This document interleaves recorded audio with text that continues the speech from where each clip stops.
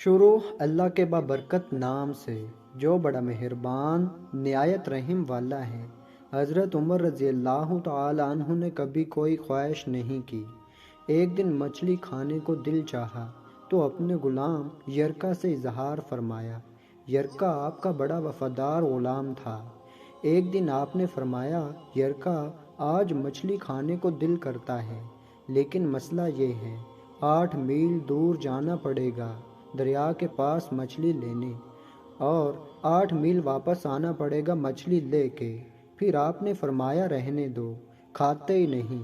ایک چھوٹی سی خواہش کے لیے اپنے آپ کو اتنی مشقت میں ڈالنا اچھا نہیں لگتا کہ 8 میل جانا اور 8 میل واپس آنا صرف میری مچھلی کے لیے۔ چھوڑو یرکا، اگر قریب سے ملتی تو اور بات تھی۔ غلام کہتا ہے، میں کئی سالوں سے آپ کا خادم تھا، لیکن کبھی آپ نے کوئی خواہش کی ہی نہیں تھی، پر آج جب خواہش کی ہے تو میں نے دل میں خیال کیا کہ حضرت عمر فاروق نے پہلی مرتبہ خواہش کی ہے اور میں پوری نہ کروں، ایسا کیسے ہو سکتا ہے؟ غلام کہتے ہیں، جناب عمر رضی اللہ تعالی عنہ ظہر کی نماز پڑھنے گئے تو مجھے معلوم تھا ان کے پاس کچھ مہمان آئے ہوئے ہیں، عصر ان کی وہیں ہو جائے گی۔ غلام کہتا ہے کہ میں نے حضرت عمر رضی اللہ تعالی عنہ کے پیچھے نماز پڑھی اور 2 رکعت سنت نماز پڑھ کر میں گھوڑے پر بیٹھا۔ عربی نسل کا گھوڑا تھا۔ دوڑا کر میں دریا پر پہنچ گیا۔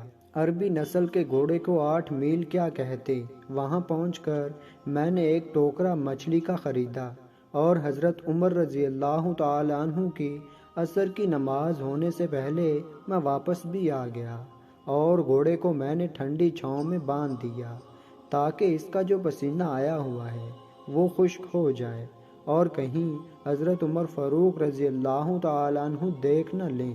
غلام کہتا ہے کہ گھوڑے کا پسینہ تو خشک ہو گیا، پر پسینے کی وجہ سے گرد و غبار گھوڑے پر جم گیا تھا، جو واضح نظر آ رہا تھا کہ گھوڑا کہیں سفر پہ گیا تھا۔ پھر میں نے سوچا کہ حضرت عمر فاروق رضی اللہ تعالی عنہ نہ دیکھ لیں۔ پھر میں جلدی سے گھوڑے کو کنویں پر لے گیا اور اسے جلدی سے غسل کرایا اور اسے لا کر چھاؤں میں باندھ دیا۔ جب ہماری خواہشات ہوتی ہیں تو کیا حال ہوتا ہے، لیکن یہ خواہش پوری کر کے ڈر رہے ہیں کیونکہ ضمیر زندہ ہے۔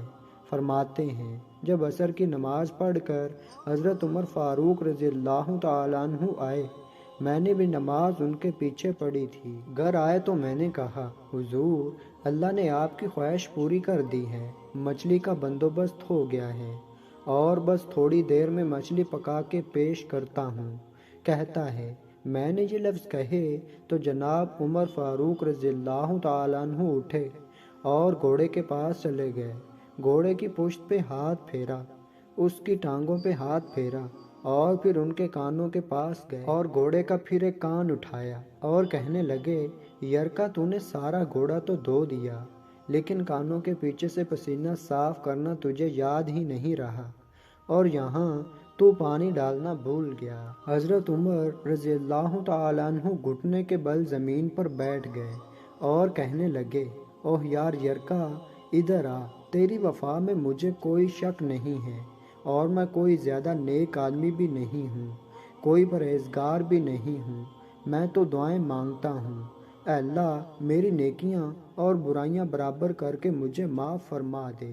میں نے کوئی زیادہ تقوی اختیار نہیں کیا، اور بات کو جاری رکھتے ہوئے فرمانے لگے، یار ایک بات تو بتا، اگر یہ گھوڑا قیامت کے دن اللہ کی بارگاہ میں فریاد کرے کہ یا اللہ، عمر نے مجھے اپنی یہ خواہش پوری کرنے کے لیے 16 میل کا سفر طے کرایا، اے اللہ میں جانور تھا، بے زبان تھا، 16 میل کا سفر ایک خواہش پوری کرنے کے لیے، تو پھر یرکا تو بتا، میرے جیسا وجود کا کمزور آدمی مالک کے حضور گھوڑے کے سوال کا جواب کیسے دے گا؟ یرکا کہتا ہے، میں اپنے باپ کے فوت ہونے پر اتنا نہیں رویا تھا جتنا آج رویا۔ میں تڑپ اٹھا کہ حضور والی سوچ، یہاں تو لوگ اپنے ملازم کو نیچا دکھا کر اپنا افسر ہونا ظاہر کرتے ہیں۔